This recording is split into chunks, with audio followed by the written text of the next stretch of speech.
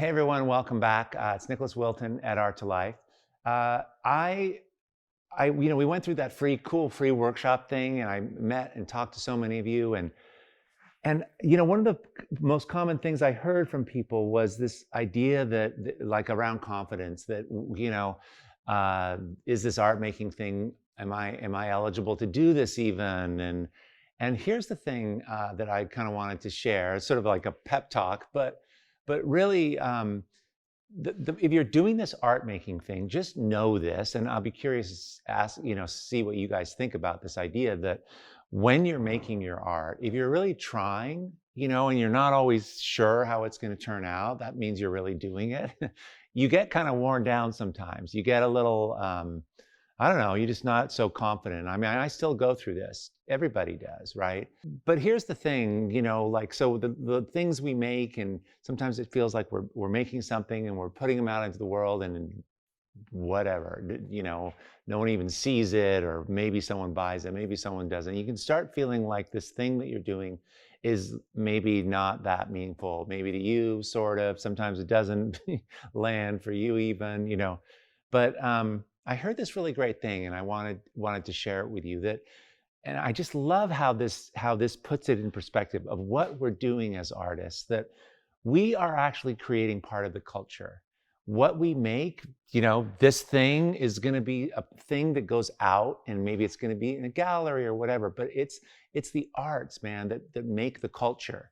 That's what culture is. It's theater, it's dance, it's art, it's sculpture, all those things.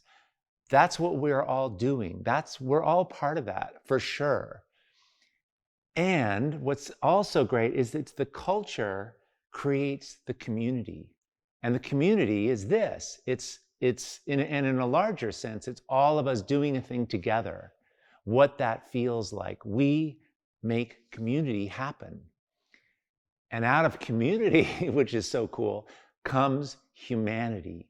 And I think this is so beautiful, because humanity, and this is how I like to think about it, is that humanity is the human part of us. It's the collective human part of us. It's the huge best part of ourselves, that we're going to need our humanity to solve climate crisis, to end violence, to stop racism, food shortage, all the problems in the world. Everything we're facing is going to be solved by creativity. And that's what we're involved in. And we're developing this humanity. We're contributing to it. We're it. So that's just a beautiful way to think about what we're doing. So that just got me so fired up, and really adds to the importance and the momentum, and how meaningful this is, actually. Even though we're by ourselves in a place with our art materials, half the things aren't working out. Anyway, let me know about that idea in the comments. How do you think about, how do you keep yourself going, and how do you up level what it is you're making in reference to the world, and how important that is, because it is critical to keep this going and to keep this momentum going. We need everyone. Art is going to save the world, and we need everybody, and that's you and me and everyone. So this is a really cool idea. I didn't actually come up with it. I mean, the idea of it's the community that rolls into the humanity part. I read it in this amazing book. The book is, I think it's coming out like this week. It's a friend of mine, two friends of mine have written this, Ivy Ross and Susan Magsamen. It's called Your Brain on Art, and it's all about neuroaesthetics.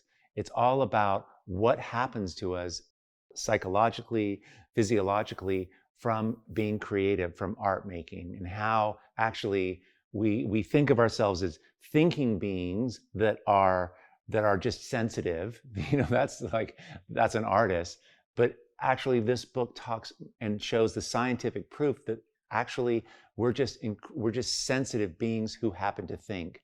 That all the things, all the colors, all the sounds, all the energy, all of these things affect us. And they contribute to what we're able to make and how we're able to feel. All the things we know as artists, well, now there's scientific proof, and it's all about neuroaesthetics. It is an amazing book. So that's coming out this coming week. I'm interviewing them. It's just an insane interview, and it went a little long, but there's so much to share. I've got a link down below where you can get the book. I'll be giving away a signed copy of the book to somebody who leaves a Audible recording. So we've added this cool new feature to our website. You'll now be able to record a question for me regarding this podcast episode. It's super easy to use. Go to art2lifepodcast.com, find the podcast you want to listen to, and click on that yellow button on the far right side of the page that says, click here to ask Nick a question. And then I might be able to answer your questions on this podcast in the future. So thanks in advance. Oh, and by the way, this feature is only available on art2lifepodcast.com. I will be giving away that book to one of those folks who leaves an Audible question for me. Thanks for being here, and I hope you have an amazing week. And let me know in the comments. And I just so appreciate waking up on Sunday and reading what you guys are writing about on the Sunday, in the comment section of the website under the vlog. It's just really great. I used to call my dad on Sundays, and we talked about art, and I just always did that. And it was just a beautiful segue. Like, I have all of you guys, so I just really appreciate it and can't wait to hear your thoughts and read your comments. You guys, appreciate you being here. Thank you so much. Hey everyone, if you found this helpful, I have a whole lot more to teach, share, and inspire you with every single week. So join the Art to Life YouTube channel by clicking the subscribe button below. Okay, let's do this. Awesome.